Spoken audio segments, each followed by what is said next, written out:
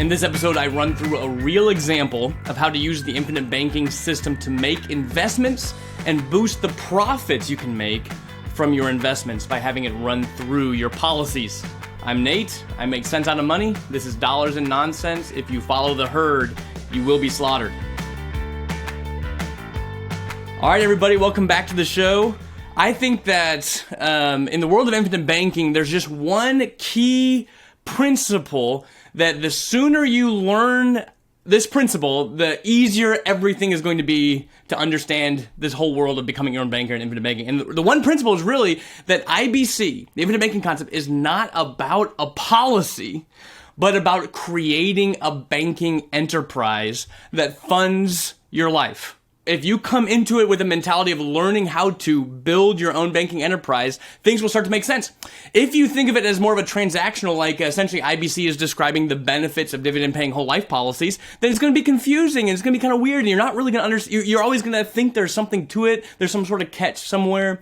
And so one of the things I would put to the forefront is that IBC, infinite banking, is describing how you can essentially create a banking business, a family banking business that funds many things in your life, including your investments, your family's mortgages, your family's car loans. It can create this big generational banking enterprise in a very profitable way. That's what we're trying to do. And the reason we're trying to do this is that the default conventional banking system that exists, the world of checking accounts, savings accounts, and bank loans, is just not a profitable banking regime for us. Now, of course, it makes a lot of money for the bankers, but it doesn't make a lot of money for the depositors and the borrowers and the customers of the banking system. In fact, the customers are just the cogs that make profit for Wall Street. And so our idea is saying, okay, that's the default banking regime. We need to build our own in order to make profit. And that's exactly why I wanted to dive in with a real example today to show you that it truly can make you more money, that there's profit to building out your banking enterprise, that we're doing it on purpose, we're doing it for a reason to make more money. So I wanted to dive in today, and I'm going to be sharing my screen, and so I'm going to go into a real example of how to build out a policy and we're going to make some real estate investments with it, and just kind of go through, okay, what is the profit from the banking enterprise? What is there really to gain? If you're going to build a banking enterprise, you should really know how you're going to make some money and that it's going to be profitable. That's one of the things we love, by the way, about the policies is that once you get them going and they're capitalized, they're just going to continue to grow no matter what happens in the market, no matter what happens in Washington, D.C., the economy. They've been tried and true for 200 years that these policies work, they grow, and we know we can use them to accomplish things in life. So you have to see the policy not as a commodity, but as your way out of the default banking regime, building your own enterprise, and have that going forward in your mind. We're not here pitching the benefits of whole life insurance. We're here describing how you can use these policies to escape the default banking regime that profits somebody else and move into a world that you can utilize to increase the profits you make in life, from simple things to complex things. I think I'll do a good enough job going through the numbers on just verbally over the podcast. But if you want to actually look at the spreadsheet that we're going to look at, you can jump on over to YouTube. We'll have the screen share on for YouTube. So I'm going to dive into a couple of things. So I'm going to pull up the example that we're going to go over. We're going to build out a policy and we're going to use it to make some real estate investments. Now, a couple of things for all of you analytical number folks. There are always things in examples that are here to prove, to illustrate kind of a reality, but that may not be what I suggest you do in reality. So you have to walk with me for a minute. So we're going to dive in. In this example that I built for an individual, we're going to put in some capital. And so in the first column here, this individual, and I don't care the number that you use, but this person is going to put in $150,000 a year. That was his number, and he's already making he's making good money. He's a successful investor, and so there's a lot of cash flows coming in, and he's going to he's doing what we're teaching, which is I believe that life can be very, very simple if all of your free cash flow, the money you don't spend on your lifestyle, if you have all of that money run into a policy, producing cash value, and then use the cash value to launch into investments and business enterprises and funding the things of life, that it actually creates a very simple life where you just know, hey, whenever I make money and I don't spend it, that money goes into my policies. And then my policies have cash value, and I use those to continue accelerating my wealth trajectory. If you live your life like that, I really believe it can be very simple and extremely profitable for pretty much everybody. It truly is whenever people have one foot in and one foot out, where they don't do that, and they say, I'm going to put a little bit of money into policies, but I'm not going to put very much in, and I'm going to keep a whole bunch still going through the default banking systems, then that's when they actually get confused. It's always confusing to be 1 foot in atheism and 1 foot in Christianity. Like, you're always going to be, you're just confused. You have doubts on both ends, and you're very confused as to how you're living. You just got to choose one. I know that's a bit facetious, but that's kind of what I'm trying to describe, is that it doesn't have to be confusing. If you just say, okay, I want all of my capital going into policies first, and then deploy it from there, life is simple, decisions are made, and I'm going to make a lot of money. I love that. So that's why we do what we do. In this guy's case, he had about a free cash flow of close to 150 grand from all his investments and his ability to work. And so we're going to move 150 grand a year into policies to capitalize the policy. And we do that for 5 years in this example. So you'll notice in this example that we put in 150 grand a year for 5 years to capitalize the banking enterprise. And then this individual, in this example, stopped making contributions. This is where a lot of people get confused, by the way. Whenever they see me turn off premiums in examples, they assume a couple of things when I do this. They assume that this is what I recommend, that, hey, we're only paying premiums for 5 years and then we're stopping. But I'm actually not recommending this. They also can assume that the policy is designed to only do this. And in other words, whenever people see this, I don't blame them. They just have a whole bunch of assumptions. And so I just want people to listen real quick. Listen to me really quick. Why, in examples in the IBC world, do you typically see policy premiums being paid for 4 years, 5 years, 7 years, some short period of time, and then we stop paying premiums out of pocket? Why is that? The once and for all, the only reason that we show this is because the only way that we can isolate how much money you make is if we stop contributing capital at some point in time.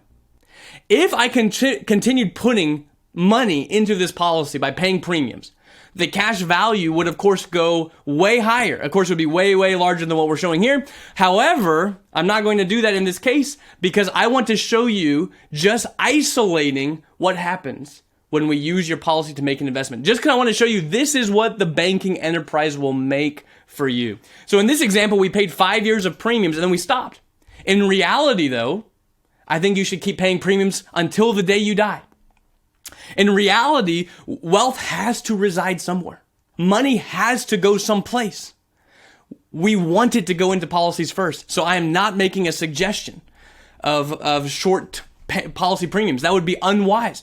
In fact, my suggestion to everyone listening to this is that you should learn about IBC and become confident in it enough to agree with this next statement. You should agree that your ideal situation would be paying premiums every year until the day you die. You should desire to put capital into policies every year at age 80, 85, 90, 95, whatever it is, you should want to.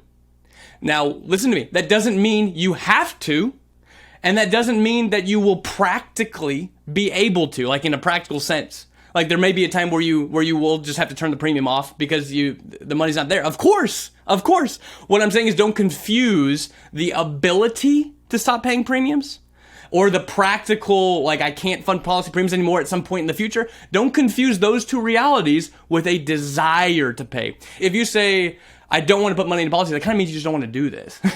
So you should want to pay premiums for as long as possible.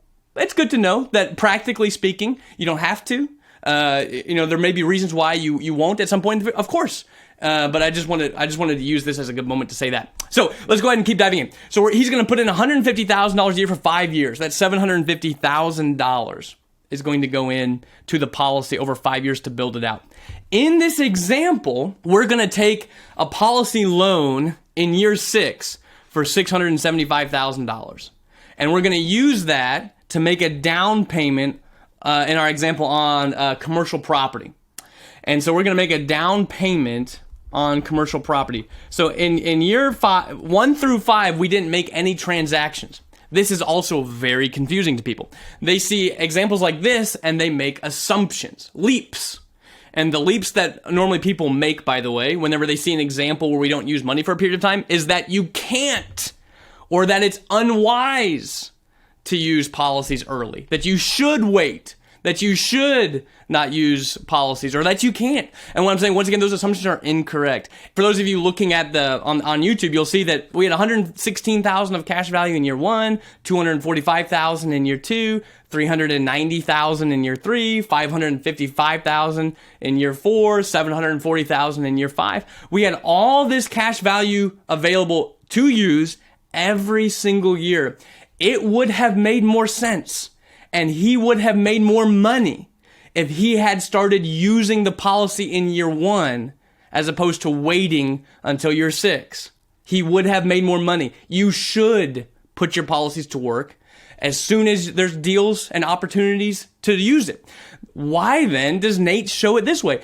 I just hope you guys can follow me, that wouldn't it be kind of a confusing example for us to take a policy loan out every single year and then make loan repayments every single year from year 1 and moving on? It would take me a lot of time to go through all the details of the investment. This is just a simpler way to illustrate a point, which is that building the banking enterprise and using the banking enterprise that you own now, the policies, to fund your real estate investments is going to produce for you more profit. That's all we're trying to do with this example. That's it. And we're trying to do it in a simple way, not in an extremely complex way. And so in year 6, we pull out a $675,000 loan, just going to keep the numbers a little bit simple, and we're going to use that to make a down payment. We should have invested some money in the opportunities available to this individual in year 1, year 2, year 3, year 4, year 5.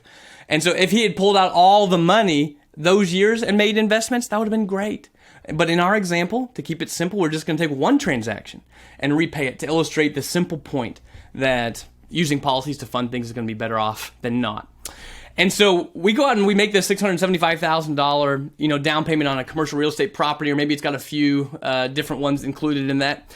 And we're going to assume that the investment that he made is going to produce a 10% cash flow back to him. So if I borrowed $675,000 from my big banking enterprise that I have established, and I go use that to make an investment that produces 10% cash flow, then that means that $67,500 a year is going to be sent to me in passive income from this investment. You got it?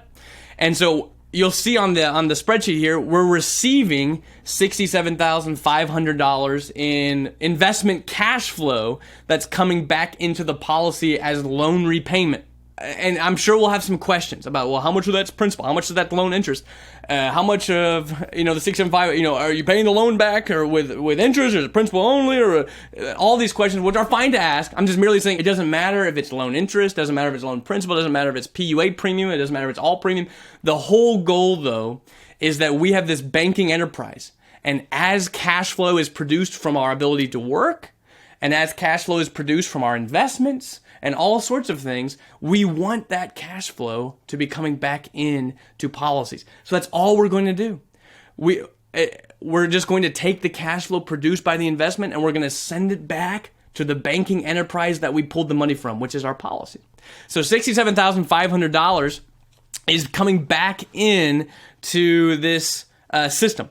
And so with that being said, I'm going to do some quick math here on my phone. $67,500. We just showed a 20-year time frame from year 6 through year 25. So over 20 years, they owned this investment, and it just produced a nice, simple $67,500 a year. That total amount of cash flow is $1,350,000 over 20 years. In this example, we made an investment that produced a profit to this individual of $1,350,000. Now that profit, by the way, would have been there regardless of whether he used IBC or not. Remember that. All we are changing is where did the capital come from to make the investment. And so the idea is that the investment itself produced $1,350,000. That's how much the investment itself produced. But the question is, because we are no longer living life in the conventional banking world, we now own a banking enterprise that funded at least the down payment portion of these commercial properties, right? And so the question is, okay, the commercial properties produce $1,350,000 of positive cash flow, but how much did our banking business make from the financing of those investments? And you'll see something. At the end of year 25, we have $2,450,000 in cash value. So this tells me right here, the real estate property produced $1,350,000. And we rolled that money into a policy, and we now have $2,450,000. So this tells me we made close to $1 million approximately in profit, not from our real estate investments, but from the banking enterprise. If we had done nothing else than just this one thing, we built up we paid premiums for 5 years, $150,000 for 5 years. We took one policy loan out in this little example. We bought one, large real estate property with it. It produced 10% cash flow. The real estate produced $1,350,000 of cash flow in and of itself, but we turned the $1,350,000 into $2,450,000 by having the banking system built. So we just made $1 million of profit. We didn't take any more risk than we would have otherwise, right? We're not taking more risk. We're not even changing our cash flow. All we're doing is changing where capital was built up and how it was deployed. And we just created a $1 million profit, totally tax-free inside of our policy systems. On top of that, his death benefit is $6.3 million after 25 years. So he's doing pretty well. Are you tired of feeling like everyone has their hand in your pocket? At Living Wealth, we believe in challenging the status quo. After all, most of those conventional tools only seem to make someone else rich. Let us show you how to take back control by banking on yourself. Visit livingwealth.com/escapethebank. You'll receive instant access to what we call the Beginner's Course. This free, in-depth, easy-to-follow course teaches people how to create and profit from infinite banking. We not only discuss the philosophy and principles behind infinite banking, but also offer real-life examples to demonstrate how it works. Even folks experienced with infinite banking often tell us they learned a ton too. So, it's worthwhile regardless of your experience level. Stop letting banks and Wall Street dictate your financial future. Again, that's livingwealth.com/escapethebank to gain access to the free course today. Now back to Nate and Holly.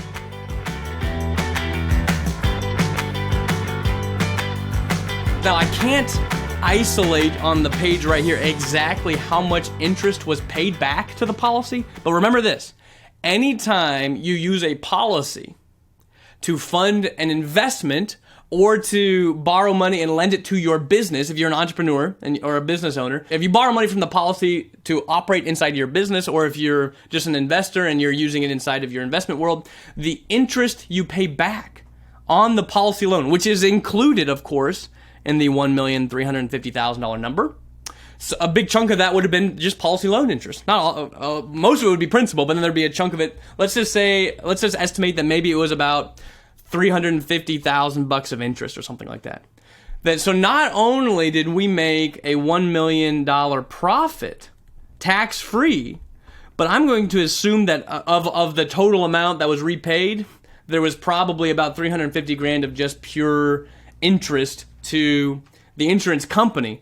So we made a $1 million tax-free profit, but we also got to have a $350,000 in write-offs, which technically increases the total profit. In other words, if you had invested money from just cash, like you built up your $750,000 of cash and you just built that up in bank accounts and just did the normal thing using bank account money, then you would have no additional write-offs because there's no interest expense on that money. You just paid cash for it. You don't create any interest expense. And then on top of that, you would end up with just the profit the real estate produced, $1,350,000. You wouldn't have the additional $1 million of profit from the banking enterprise. And so this is simply to say, what we're saying is you're not profitable early on, for sure. You're going to pay premiums, and in the first couple of years of owning a policy, not every dollar of premium goes to cash value. That's why I liked the idea that we're using now, where every policy is kind of like opening a franchise. There's some cost to open a franchise, but it makes sense for us to open a franchise because the system is already in existence. We're just plugging into an existing system. While the cost may be a little bit more money per se to get into the franchise, it makes sense because none of us want to go open up a real bank. It's just so difficult. None of us have the time. We're just living our life. So this is the best way to enter in as like a franchise owner to the banking world. So there's definitely going to be some cost to it. But what we're saying is we're left with either remaining in the default banking world until the day we die, or we can build our own banking enterprise through dividend paying whole life policies and make a lot of extra money. In this guy's case, the banking enterprise to him was worth, over this one investment, $1 million of tax-free profit by mainly changing where he was building up capital and where he was deploying it from. With that being said, we only bought one piece of property. The question is, what would happen over a lifetime if all of the cash value that is accumulating from year 6 through year 25, if we continued to go find great opportunities that produce more and more profit to your world through great investment opportunities? What would happen to your overall wealth building agenda, not only just internally in policies, but also due to just the overall wealth building trajectory of your life, if you continually deployed the money that's sitting here accumulating in policies, if we continue to deploy it into additional deals? If you take a look at 5 years after we started, so that would be year 1, 2, 3, 4, 5, it's year 10, we had another $450,000 of cash value available after 5 years. From when we made our first investment. That's enough for more opportunities, right? That's enough for more investments to be made. What do you think would happen to the cash value down the line if we funded more and more investments? It would likely continue to go up even faster. Why is that? And now we might get into a little bit of the weeds for those of you who've been around for a long time. Remember, just one thing really quick. The policy loan itself, just taking a policy loan and repaying a policy loan, does not produce technically a greater future cash value per se than what was already going to be there no matter what. But if you're making 10% cash flow on investments and the policy loans are only 5%, what's that extra 5% doing? Well, that's actually going in as additional capital to your paid up additions right, or at least it should be, which is going to boost all the future values. So as you use this appropriately, as you use this properly, you can increase all the values in your banking enterprise by how you use it and how much return is sent back to the policies. Now, of course, the scope of this idea was not to dive into every logistical and practical question that anyone may ever have, but it is just to simply show the world truly, once again, we've done it many times, but just to show getting into the banking business is extremely profitable. One more thing to note. I just mentioned that we could improve by using the policy more often and finding other great deals. Of course, we want to take advantage of as many opportunities as we can. But what if we continued paying the premiums? What if we continued to capitalize the policy? You know, remember, we only paid 5 years in on this example. And then we did what's called a premium offset, where we stopped putting money into the policy. We let the policy pay for itself, and we stopped funding it altogether out of pocket. What do you think would happen to the numbers if he continued to contribute a big, large chunk of capital every year from being a profitable entrepreneur? What do you think would happen to the banking enterprise over the next 20 years if he continued to fund it? It would be astronomical. I mean, there would probably be closer to $10 million of cash value. He would have had so much opportunity come available to him to maximize wealth. We believe that you should build the banking enterprise as a springboard into entrepreneurial and profitable investment arenas. This is why you've heard us say many times we don't believe in the retirement program mentality to wealth building. It separates you from your money, and it abdicates your responsibility to become good with money, and you're just hoping the mutual fund guys on Wall Street perform well. And if you guys remember the Ray Poteet tribute episode that was launched a few weeks ago. I can't remember the name. Maybe we'll put that in the show notes. But the Ray Poteet tribute episode, we described essentially how Ray had done this over the last 20 years. How our founder, Ray, had built a true banking enterprise that he used to fund everything in his life, including investment opportunities. And of course, I could share my own world as well, but his was a 20-year trajectory of practicing IBC, in which case he would tell you the first 10 years was just him figuring things out. He didn't have a Ray to look to. All he had was Nelson Nash's book, and of course he spent some time with Nelson, but truly had to figure it out as he went. And you can see that creating this gigantic banking enterprise that funds and owns a lot of, whether it's loans, whether it's investments, whatever it is, can create a huge amount of wealth that will last far longer than just one generation. You don't find that in the world of retirement programs. So in this example, the whole point of this was just to share that building the banking enterprise is profitable. Some people look at the amount of premium this guy paid and said, well, can only wealthy people do this? No, I mean, just take a zero off this and have it be $15,000 a year, and take a zero off this and have it be an investment for $67,000 instead of $600,000. You just take a zero off and you got the exact same thing, and then take a zero off of the cash flow.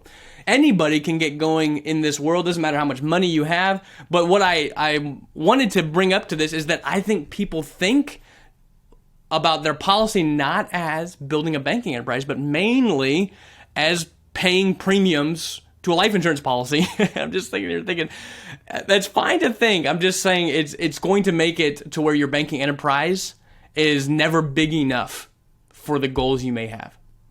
The goal is to align the size of your bank to help you achieve the goals you have. And the bigger your bank is, the more profitable it will be. So with that being said, I think I'm going to wrap it up for right now. Just as far as going through this example, remember you can actually look at the spreadsheet on YouTube. If you're listening to the podcast, though, I hope you were able to follow along with what we said. One more thing before you go: we appreciate everyone who listens, and there's so many of you who have liked and rated and reviewed and subscribed, and so we just ask that you continue to do that. It will help spread the word. We believe that infinite banking needs to be, it's so powerful and life-changing that if people buy into it, and they buy into it the right way, then their life truly will be changed. We have to combat not only the world of financial planning in general, we're also kind of combating some of the bad players in the IBC community who are not teaching people to do it the right way, or they're treating it more like a commodity, so people don't learn the true power and proper perspectives needed to achieve big things with their system. So we believe we're doing this as best we can. If you could like, review, share, comment, whatever it is, that'd be amazing. It would help the algorithms like us even more. With that being said, this has been Dollars and Nonsense. If you follow the herd, you will be slaughtered. Listener, one last thing before you go. Start your journey towards financial security and wealth today. Visit livingwealth.com/escape the bank. Upon completing this course, you'll have all the information that you'll need to see if infinite banking is right for you. Again, go to livingwealth.com/escape the bank.